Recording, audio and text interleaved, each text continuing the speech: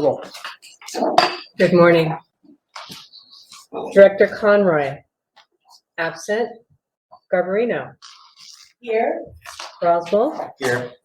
Hill. Here. Parr. Absent. Here. Maybe joining us by phone, and I'll alert the committee. Malton Peters. Here. Chair Hernandez. Here. President Cochran. Here. You have a quorum. You're also a committee of the whole. Giudice, Maston, Rabbit, Rodoni, and Tirio are also here. Thank you very much, Madam Secretary. We have one item on the agenda today, and it is a follow-up to a compensation study findings that were recently conducted. And I'd like to welcome Kelly Hopper. Good morning, Kelly Hopper, to the table here to help us understand this item. Thank you very much. Good morning. It feels different at this end this month than at the there last month. I like this seat better, I think.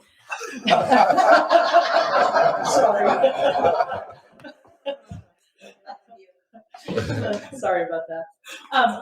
As Chair Hernandez said, is late last year, the staff brought the comprehensive salary study findings to you all. And after a lot of great conversation, the board directed us to come back with polling our peer agencies about what their philosophies and those policies are as it relates to their compensation. So we've been doing that work over the last several months. Some agencies are a little easier to find the right person than others. But what we found, and it's itemized here in the staff report, but what we found is most of these agencies are being really diligent about doing comp studies to make sure that there's some competitiveness.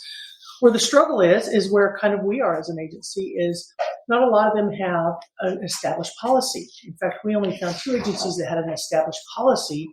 Some have processes, where we'll look at it and then we'll come back, but there's kind of some nebulous or vagueness to their process. But there were 2 agencies, and I'll just highlight those for edification. Is BART has a process. It's quite vigorous process where they take the salary findings and they use a midpoint, and if it's within if it's below the 75th percentile, then they go and address their compensation in a way. And then the city and county of San Mateo, their policy is at 5%. So if a position is 5% below market, that salary is adjusted to the closest band within that 5%.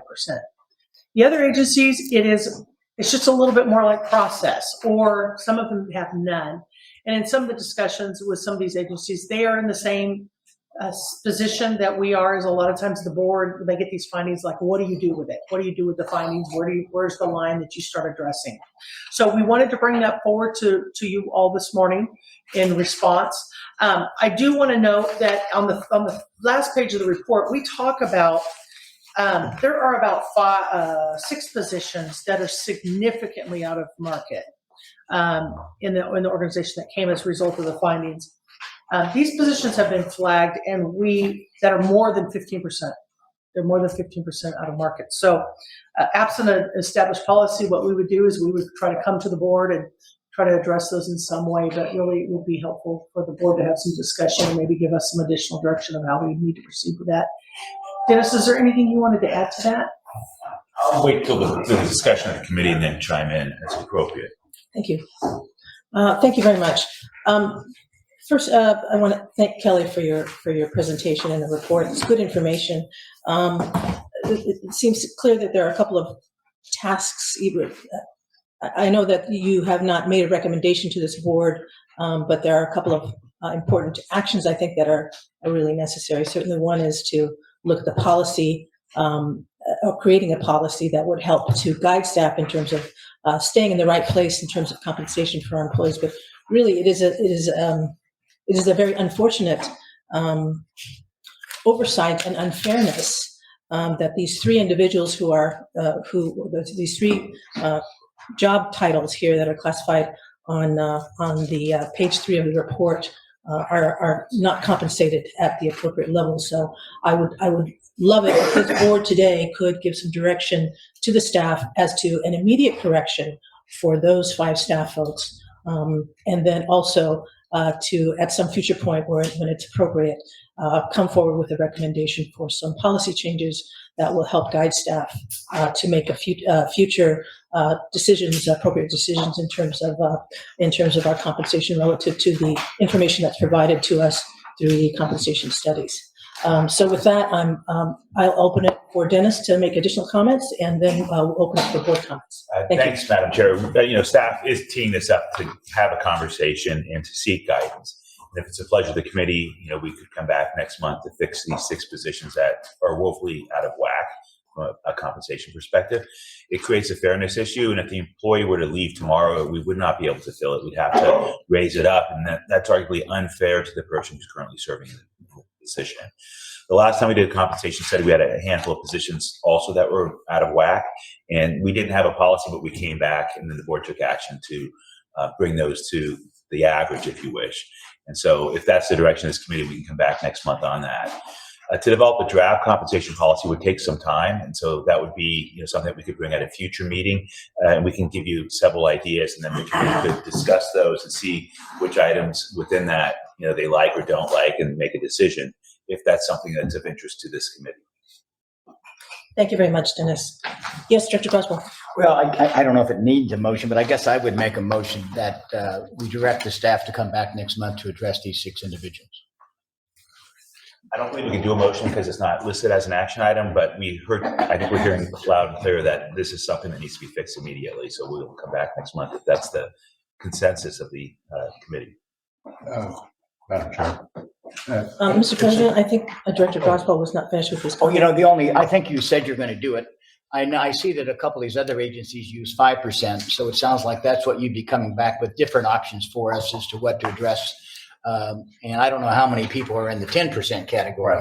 Yeah, so I think staff needs time to say what's the right number. One agency has 5%, one agency has 25%, and everyone else is saying, what are you going to do, Golden Gate? Because we want to see a copy of your policy if you develop one. I mean, that's really what she heard.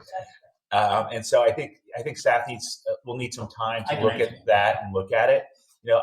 The compensation studies are not that precise, so I don't think if you're off 3, 4, 5%, that's close enough.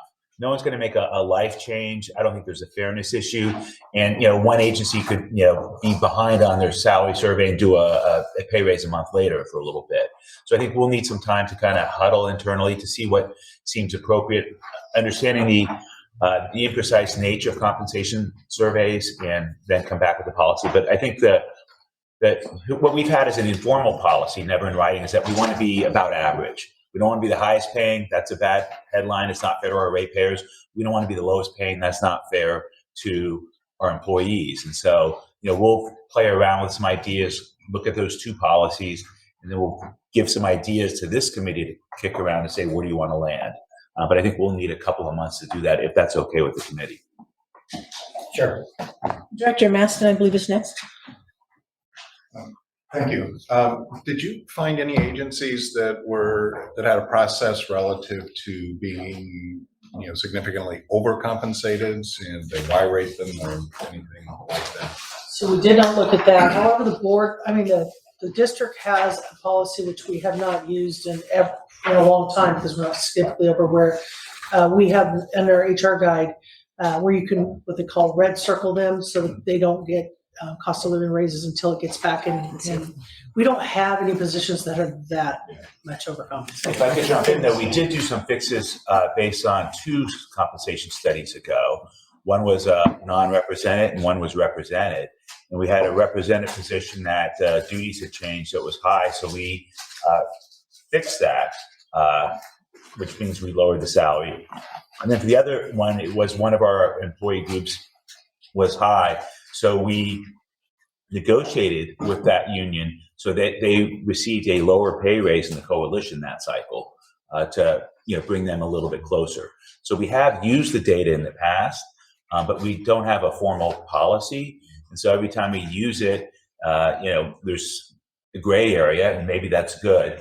But staff thinks it might be helpful to give some draft policies to this committee for you to evaluate and decide if it's something that you think makes sense or not. If we drafted a policy, staff's intention is that we would want it to be applicable to the whole organization. not one group or another, just based on whether or not they're represented. Because if the board has a policy, we think the intent is that, from an intent perspective, that it should apply to everybody. Follow-up question, if I may. Sure. The position whose salary was reduced, was there a sitting individual in that position? Yes, there was. And they're still with us today. Very understanding.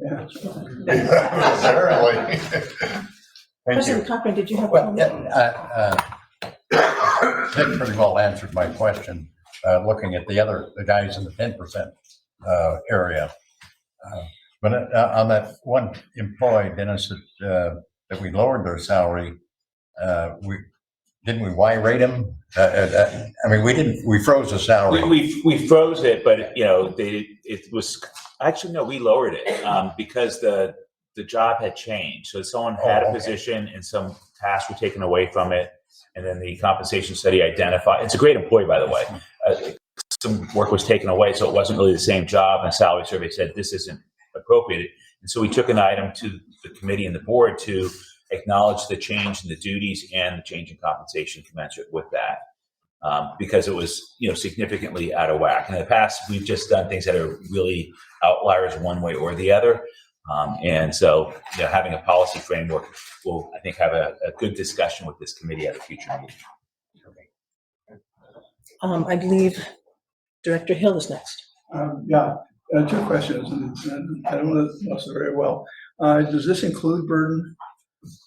So the compensation study was total compensation, which includes benefits as well as salary, because that's what our ratepayers look at. So when we draft a policy, it'll be a total compensation is what staff's looking at in terms of some ideas we have. Okay. Second question is, say for like CalPERS, we saved a huge amount of money when we went over to it. Is that an issue that would be adjusted for? Yes, and that was actually something that we adjusted in our last compensation study. And historically, if you go back 20 years, the district used to be benefit rich and salary low, and staff has for many years now tried to work with the board to change that, because from a recruiting perspective, someone doesn't care whether the Kaiser's paid for by CalPERS or the district self-funds a plan that costs $9,000 a month more, or a year more. They just want to know if they had the benefit. And so we have changed how we deliver benefits. And so our last compensation study talked about that. And so some positions that are, that looked high in the past now look average, because the total compensation has come down with some of the changes we've made. But total compensation is something that what a business does, it's what our ratepayers does. And, some of the changes we've made have helped the salary side of the equation, I think, in a positive way from a recruiting perspective. Next, I have Director Terrio, please. I have a profound reservation about a policy that quote unquote applies to everyone, because this is, after all, an organization that mixes the represented and the unrepresented. And I can imagine coming into a negotiation and hearing the district tell me, "Oh, this is our policy," and thinking, I would think, "Well, so what?"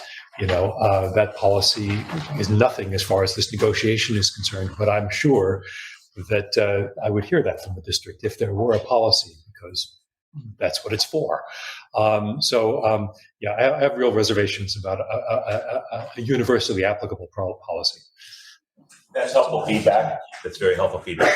So when we bring something forward, we'll, take into account all the feedback we hear. My understanding was that the salary survey only applies to non-represented. Is that not correct? No, we did a salary survey of everybody, because that's information both parties want when they sit at the table. So the salary survey is welcome by most of our unions, because they view it as very helpful. So the salary survey is different from a compensation policy. So Director Terrio, highlights a distinction that may be very important as we start working on a draft policy. Thank you for your comment, Director Terrio. Next, we have Director Rabbit. Thank you very much. I agree with you, Mike. The reason our county doesn't have a steadfast policy is just because of that. And the reality is that once you're in negotiations, that's where the policy comes from, because it's agreed upon everyone. And then, of course, it rolls over to the underrepresented. We do have a goal of the 5%. You can see that in there. I was going to ask, and I think it's great, and I want the district to be as competitive as we can be. And these days, that's difficult because of the job market and the unemployment. And certain, I know in our own county, been in the news all over the place up there. But certain positions are really hard to fill, and that's also adjusted compensation at a rapid pace.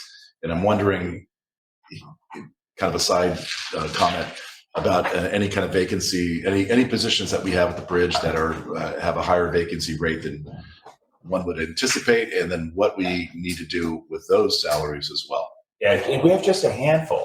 And we've had a lot of success in the last 18 months hiring. Surprisingly, positions that we struggled with for a long time, we've recently filled in the last few months. But that doesn't mean that it's perfect. But we don't have the extreme problems others are experiencing. We started a bus driver class with 12 people in it. That's currently underway. We've hired a mechanical engineer, something that we've, lusted after for years. And so we have had some success as of late. And there could be a variety of reasons for that. But that doesn't mean we don't have a few positions that we may want to look at, because we have had struggles recruiting. But it's a much smaller number than it was a few years ago. Director Garbarino. Thank you. I'll share something that, with all due respect on the policy, that does sort of frame you in, and not always in a good way. Perhaps this is more of a practice.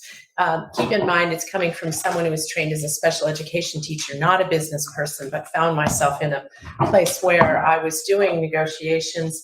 And I found and quickly learned that to replace people was grossly expensive. It was very, very difficult. So our practice, especially because we tend to be based in Marin County, was to overall package, and that had to be delineated because people tend to just go to the wage number. But the overall package had to be counted into a calculation. But it was to get to 5 to 10% more than what other people were paying. And pretty soon that gets out. And then you're the place everyone wants to come to and work. So just a thought. I know it's common sense and it has fiscal ways. All feedback is welcome. There's some non-compensation things that affect our ability to hire. The most important thing for us hiring crafts at the bridge is we have van pools that you pay part of the cost. Get them here. But we get workers here. So we have van pools so that workers can live where they want to live, where they can afford a home and a lifestyle that works for them. So we have van pools that come to the bridge from Suisun City, Vacaville, Fairfield, Pittsburgh, Bay Point, and other locations. Because if we make it easy for people to get here, it has a huge impact on the quality of their life. They're not stuck in traffic for whether it's 30 minutes or an hour and 15 minutes. If they are, they're not driving. They rotate. And so there's other things that we do that are very helpful. The IAM has a new business representative that we dealt with. And when I first met him, he had worked for SFMTA as a mechanic for quite some time. I mentioned our van pools, and his jaw dropped. And I said, well, if you ever give up the union gig and get back to your tools, now you know who to work for. Right. So we do other things also that are very helpful. A lot of our mechanics also live in the North Bay, so we have a bus that comes down 101 that stops at certain bus stops to get mechanics to work. And so there's other things we can do, but compensation is very important to people. A lot of decisions are made on that. And the steps that you all have taken over the last few years to find more cost-effective way to deliver the same quality benefits has allowed us to, change that equation. So we're no longer, benefit rich and salary low. We're, move the needle quite a bit. And that was reflected in the last salary survey data that we presented to you in December. And food too. Food you can't overlook. That luncheon at the holidays was great. We do raviolis 4 times a year. It's just amazing. The little things make a difference. Thank you, Director Garbarino. We have Director Milton-Peters. Thank you. I just wanted to offer that I serve on the compensation subcommittee for Marin Transit, and we just completed a compensation study for management, non-bargaining unit. I bet I'd be happy to ask to share those results. Thank you. Any other questions or comments from colleagues at the board table? Okay, is Director Tier on the line? She is not. Okay. Yes, Director Park. I apologize for my lateness, but are you collecting information? SMART is in the middle of a compensation and salary study also. You might want to Excellent. touch in with them. We'll reach out to Eddie. Thank you. Thank you, Director Park. Anyone else? All right, well, thank you very much for your helpful comments. I would encourage you all to continue to reach out to the board, to staff with any additional thoughts that may come to you later. Appreciate your thoughtful treatment of this issue. We are an organization. We need to recognize the contributions of our employees. We need to recognize the value of our employees and make sure that they are treated fairly, given every indication that we value what they do here, and that we want them to stay here. So thank you very much for your support in directing the staff to make those immediate adjustments for those 5 positions, and then to come back at a later date with direction or some suggestions for us as to how to treat a policy decision moving forward, which will enable staff to more easily handle and more appropriately handle the compensation issues moving forward. So thank you very much, colleagues. I do think we need to ask for public comment on this item. So Yes, Madam Secretary, thank you. we don't have anyone in the room. However, we do have some people on the phone. Justine, would you cue that off, please? Certainly. We have David Pilpel. David, go ahead. Great. Can you hear me okay? Yes, we can. Okay. I was hearing some feedback. When I say something, I hear it repeated back. Okay. Anyway, I will proceed. David Pilpel, good morning. So I would include Marin Transit, SMART, Marin Municipal Water District, and Sonoma County Water Agency in future surveys. I appreciate Director Moulton Peters and Director, I think, Parr, who mentioned Marin Transit and SMART. On the survey document, there is no city and county of San Mateo, so I'm not sure which entity is being referred to. Perhaps that's just San Mateo County. I note that there are currently some internal inconsistencies in district salary levels. For example, the various analyst positions are compensated at different levels. I actually think that salary parity starts internally. So I would look to that. I note significantly that there are other benefits to district employment that should be emphasized besides salary alone, including the employee assistance and counseling programs, free passage on the bridge, bus and ferry, health coverage, pension plans, whether CalPERS or the other 3 specific plans, tuition reimbursement, and the intangible benefit of working with the public and the unique variety of characters at the district. And finally, since the targeted positions, and I just heard reference to 5 positions, but I saw 6 bulleted positions in the staff report. Since the targeted positions are currently filled, I don't see an immediate need for a salary adjustment. In my opinion, doing so would argue for other adjustments for comparable positions at the district and the supervisors and managers of the targeted positions, which might create more internal salary inequity. Although I understand the committee may disagree with my thoughts, and presumably this is going to come back in the future for further discussion and a possible vote on making specific adjustments. Anyway, those were my thoughts on the compensation study. Thanks for listening. Thank you for your thoughts, Mr. Pilpel. Any other comments? Justine, is there anyone else under item number 3 or item number 4? We have no additional speakers. Thank you. Okay, thank you. That concludes public comment. Thank you, Madam Secretary. Just a last check. Has Director Thera joined us? No. She has not. Okay. So that concludes the business on the agenda for this committee. I will take a motion to adjourn. Second. Thank you. Anyone opposed to adjourning? Seeing none, this committee is adjourned. Thank you.